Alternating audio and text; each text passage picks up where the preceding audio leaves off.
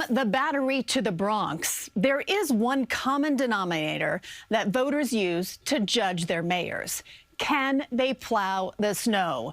Many have failed this test. And political reporter Marcia Kramer, who has watched several slide down the slippery slope of failure, asked Mayor Mamdani if he's learned anything from his predecessors. Former Mayor John Lindsay didn't plow the streets of Queens, and the people never forgot. Michael Bloomberg was in Bermuda for the blizzard of 2010, and the people never forgot. And he got testy when I asked him to confirm that he was in Bermuda, most likely playing golf, before the blizzard hit. Why not just say that you were there or you weren't there? I didn't say whether I was or I wasn't. But why not? Because the mayor has to be able to have a private life and not disclose where he is. Bill de Blasio was snowed by several storms, and the people never forgot. This one, a few days after taking office, showed that when it came to snow removal, it was a tale of two cities. Plow love in his native Brooklyn, where Atlantic Avenue was plowed down to the blacktop. Plow rejection in Manhattan, where all the major thoroughfares on the Upper East Side look like this. No, not the side streets. Fifth Avenue, Madison Avenue, Park, 3rd, all the way to the river.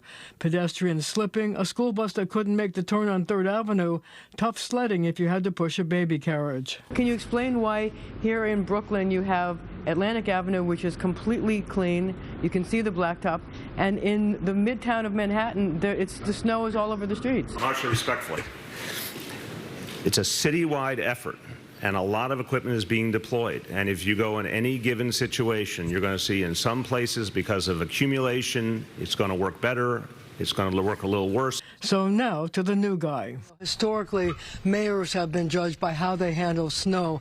And I wondered if you've looked at the mistakes made by some of your predecessors. You've seen any pitfalls you'd like to avoid. Mayor Mamdani didn't call out his predecessors by name, but he definitely learned the lessons. How do we make sure that we do not have ambulances that are being prevented from being able to access New Yorkers or access the streets? How do we make sure that we're not facing another situation where there are preventable outcomes taking place? So that's what is at the basis of our communication. That's why I'm also trying to be everywhere as I can to keep that in mind.